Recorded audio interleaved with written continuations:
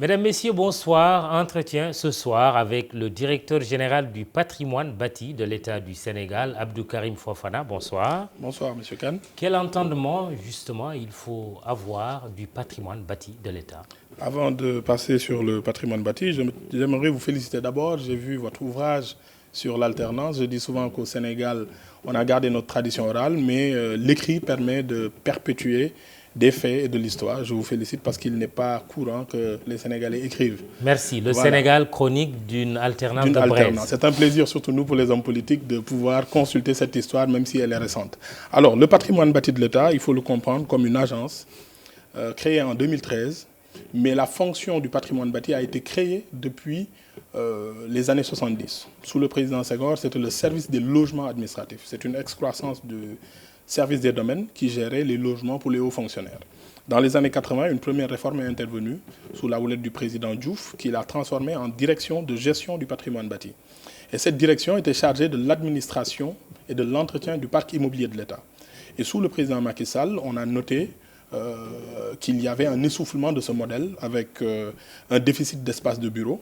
Et on a créé une agence de gestion du patrimoine bâti de l'État avec comme mission essentielle l'administration, l'entretien et le développement du parc immobilier de l'État. Donc depuis 2013, nous sommes une agence autonome qui a pour mission d'administrer le patrimoine de l'État, c'est-à-dire affecté au ministère, aux services de l'État, aux ayants droit de logement, entretenir, c'est-à-dire faire le tour du Sénégal, voir qu'est-ce qui ne va pas sur les bâtiments. Par exemple, le patrimoine bâti effectue environ chaque année 25 000 m² de rénovation. C'est quasiment la taille du building en termes de volume. Et maintenant, la nouvelle fonction, c'est le développement du parc immobilier de l'État. L'État du Sénégal, depuis l'indépendance, n'a jamais eu de politique immobilière. Rien que dans la comptabilité publique, on a quand même un patrimoine assez intéressant. On vient d'entamer un programme de recensement avec la Direction générale des impôts et domaines. Rien que sur Dakar, on dénombre plus de 1300 bâtiments appartenant à l'État. Au patrimoine bâti, nous gérons à peu près 115 villas au-delà de ces 1300 bâtiments et 500 appartements sur lesquels nous gérons les ascenseurs, nous gérons les affectations et autres. Donc c'est à peu près ça, le patrimoine bâti, plus depuis 2013, cette fonction de développement du parc immobilier qui a connu un début d'exécution avec la réalisation des sphères ministérielles de Diamniadio que le président de la République a lancé le 26 décembre, ce lundi dernier. Qu'est-ce qui justifie cette cité ministérielle? Quel sera son impact? Alors, ce qu'il faut savoir, c'est que ce sont 3 enjeux. En général, je dis à mes collaborateurs, c'est 3 en 1 pour faire commercial. Il y a d'abord une nécessité de décongestionner Dakar. Dans la politique d'aménagement du territoire, le président de la République a décidé de mettre en place le pôle urbain de Diamniadio. Mais un pôle urbain, il faut éviter que ce qui nous est arrivé dans les années 70-80, en termes de qualité de création de zones d'habitat, nous arrive sur Diamniadio. Donc il faut une mixité fonctionnelle. Il ne faudrait pas que ce soit une ville universitaire, ou une ville industrielle, ou une ville dortoir. Donc le président a voulu faire une vraie ville avec des fonctions différentes. 4 arrondissements dans lesquels il y aura du divertissement, du tourisme avec des hôtels, une zone diplomatique avec un certain nombre d'ambassades qui ont commencé à s'installer là-bas, à réserver, à commencer à faire leurs projets. Le patrimoine bâti même va développer une cité des Nations Unies parce que l'État du Sénégal loge environ 33 agences des Nations Unies au Sénégal qui sont logées en vertu d'accords de siège. Donc cette mixité fonctionnelle, le patrimoine bâti est venu apporter les activités administratives à Diamniadio. Une façon de rentabiliser aussi le centre de conférence. Le centre de conférence. Qui n'est pas rentable au jour d'aujourd'hui. Mais c'est une infrastructure publique. Et les infrastructures publiques, c'est pour répondre à des besoins qui ne sont pas souvent rentables du point de vue économique. Alors, l'autre point, c'est la modernisation de l'administration. Mamadou, vous le savez, les administrations sont souvent trop mal logées. Nous-mêmes, nous nous en plaignons. Nous sommes dans des bâtiments qui ne répondent plus aux normes. Vous allez dans une préfecture française ou dans d'autres pays, vous sentez la puissance de l'État. Vous allez dans une gouvernance, une préfecture au Sénégal ou dans un certain nombre de régions, il y a énormément de problèmes qu'on ne peut pas citer ici. Donc le président de la République, dans son discours d'avril 2016 sur la modernisation de l'administration, a indiqué un nouveau cap. Il faut moderniser l'administration, les procédures d'abord, les habitudes. Il faut mieux former les agents, il faut beaucoup plus de motivation, mais il faut aussi un cadre de travail adéquat. Et c'est la raison pour laquelle le premier jalon qui va être posé, ce sont les sphères ministérielles de Diamniadio. Les sphères ministérielles de Diamniadio, c'est aussi l'efficacité budgétaire. On paye 16,5 milliards de loyers, par an, c'est excessif pour un État qui est quand même le premier propriétaire. Je vous ai dit tout à l'heure, 1300 bâtiments rien qu'à Dakar. Donc ce qu'on va faire, c'est investir sur des bâtiments qui, dans 6, 7 ans, voire 10 ans, l'État du Sénégal va économiser environ 36% de ses engagements locatifs. Avec le building, on va économiser 25%. Ainsi de suite. Dans les régions, on va mettre en place des buildings administratifs régionaux. Ça va nous faire économiser 2,5 milliards jusqu'à ce que l'État puisse être le propriétaire de tous les bâtiments qu'il occupe. Donc c'est ça en gros la politique immobilière de l'État. Depuis l'indépendance, l'État du Sénégal n'a jamais eu de politique immobilière cohérente. Et depuis 2013, le président nous a montré le cap. Ouais. Il faut changer de paradigme, avoir une démarche scientifique et mettre sur pied une politique immobilière de l'État basée sur 3 points. D'abord, la connaissance du parc immobilier. Avant, on ne connaissait pas combien de bâtiments on avait. Aujourd'hui, je suis capable de vous dire on a ça à Dakar. Entre janvier et décembre 2017, on va le faire dans toutes les régions du Sénégal. On pourra dire à Thiès, voilà ce qui nous appartient. À Kaolack, voilà ce qui nous appartient. Après, c'est la valorisation. Il y a des bâtiments qui appartiennent à l'État, mais dont on n'a pas besoin. Il faut voir s'il y a des entreprises privées qui peuvent développer des projets dessus. C'est ce qu'on appelle un État laxiste. Hein. Un État laxiste. Jusqu'à ignorer son propre Voilà, patrimoine. mais depuis 2012, on a commencé à rectifier cela. Et le troisième point, c'est la modernisation de sa gestion. On ne peut pas gérer un patrimoine comme une administration publique. L'immobilier, c'est le premier actif financier de nos jours. Donc il faut comprendre l'immobilier et moderniser les pratiques au sein de l'État. Parlant de pratique, il y a eu beaucoup de magouilles, n'est-ce pas? Pour parler de manière vulgaire dans la gestion du patrimoine bâti, à un moment donné. Peut-être un peu de négligence et pas de modernisation, mais je n'irai pas jusqu'à dire des magouilles. Peut-être que c'est des négligences. Vous savez, au Sénégal, moi-même, en regardant le code du domaine de l'État, je vais vous dire une chose qui va vous faire rire.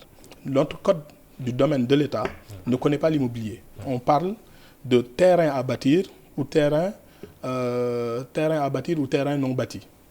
Bon, j'ai oublié le terme exact. Pour vous dire qu'on ne connaît pas l'immobilier, le code du domaine ne parle pas d'immobilier ou d'immeuble. Donc ce sont des notions nouvelles pour l'immobilier public. Donc c'est la raison pour laquelle il faut moderniser cette gestion. C'est par méconnaissance, c'est par peut-être inadaptation des modes de gestion. Très bien. Parlant de cette cité ministérielle, une déclaration du chef de l'État lors de la visite de chantier de lundi, le rôle d'une banque, c'est de prendre des risques et d'accompagner les projets de développement. Je félicite Coris Bank qui, un mois après le démarrage de ses activités à Dakar, a pu mobiliser 30 milliards de francs CFA au profit de ce projet. On sent un certain agacement dans les propos du chef de l'État à l'endroit du secteur bancaire. Qu'est-ce qui le justifie? Je pense que le secteur bancaire a beaucoup appuyé d'abord le plan Sénégal émergent et aussi les projets immobiliers de l'État. Ce que le président a dit, c'est qu'il félicitait Coris Bank pour la rapidité avec laquelle Coris Bank est venu accompagner ce projet, parce qu'ils se sont installés au Sénégal en novembre et en décembre, ils ont accompagné ce projet. Ils ont commencé à étudier le projet bien avant. Une façon de dire que les autres sont lents. Non, les autres banques, oui. Je ne sais pas, mais ce qu'il faut dire, c'est qu'il y a d'autres projets. Attention, les sphères ministérielles de Diamniadio, ce n'est pas seulement le projet du premier arrondissement avec Envol Immobilier. C'est le projet du groupe sénégalais Telium, qui est plus grand que celui d'Envol Immobilier. C'est le projet aussi de Jetran, qui est aussi grand, et qui sont financés par d'autres banques. Il y a Attijari, Wafa Bank quand même, qui est une banque de référence, si ce n'est la première ou la deuxième banque sénégalaise. Et d'autres banques encore. Et il n'y a pas de prudence, de réticence du secteur bancaire. Il n'y a pas de réticence. Il y a d'abord la signature de l'État du Sénégal quand même. Nous sommes au Sénégal. On connaît bien la signature du Sénégal en termes d'engagement financier. On n'a jamais connu de banqueroute au Sénégal, comme dans d'autres pays ou chez nos voisins.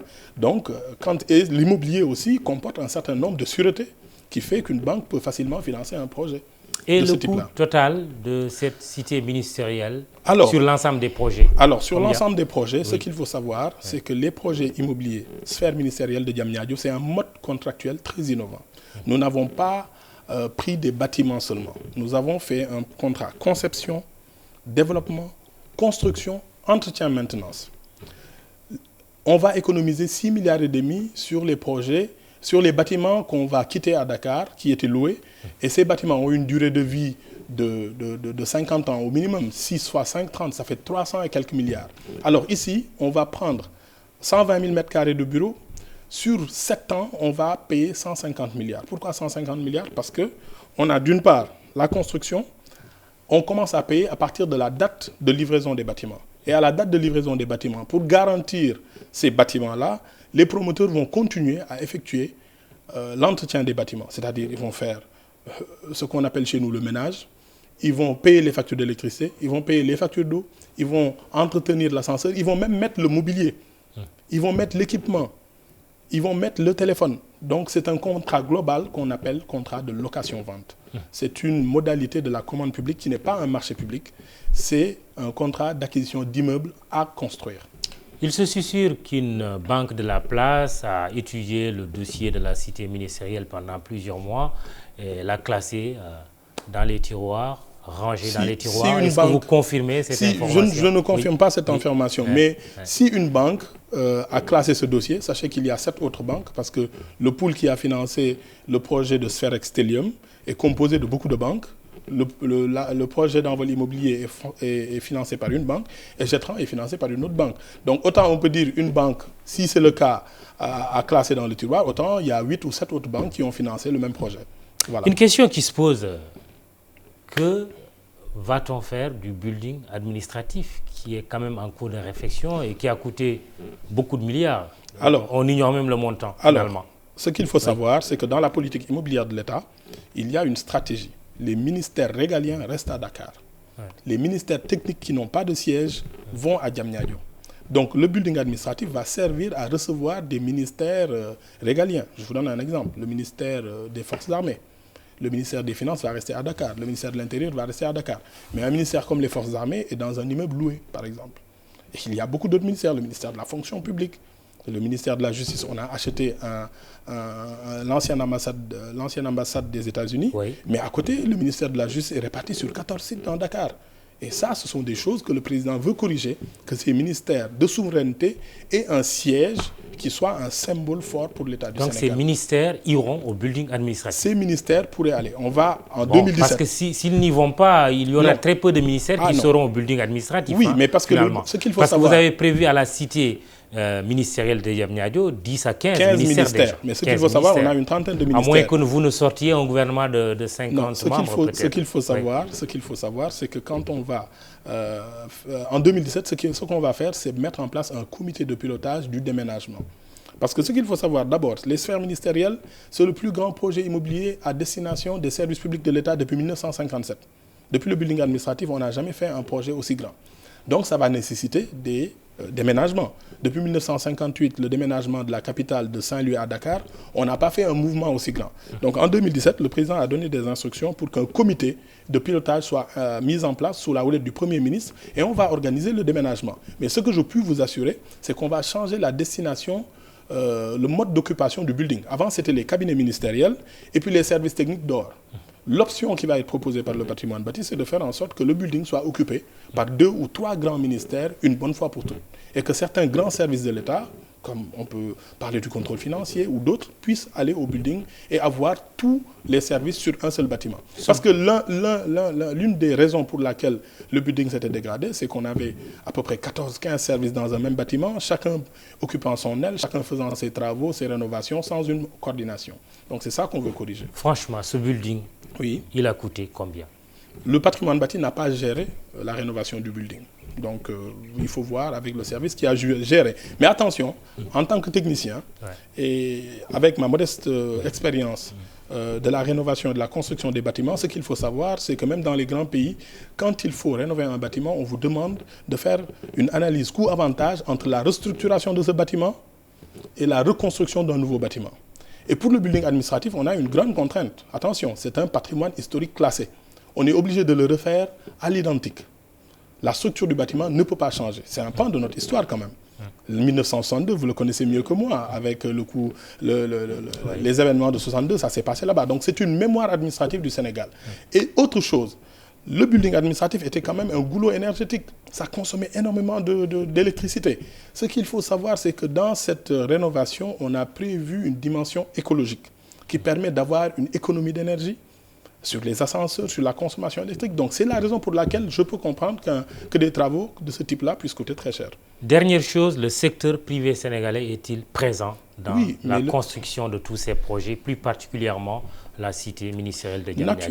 Naturellement. Oui. Quand je vous dis que sur les sphères ministérielles, toutes les entreprises sont sénégalaises. Envol Immobilier, c'est une entreprise sénégalaise, première chose. Deuxième chose, la deuxième sphère, la plus grande, c'est Telium. Tout le monde connaît Telium, l'hôtel Radisson, le Sea Plaza et beaucoup de projets immobiliers à Dakar.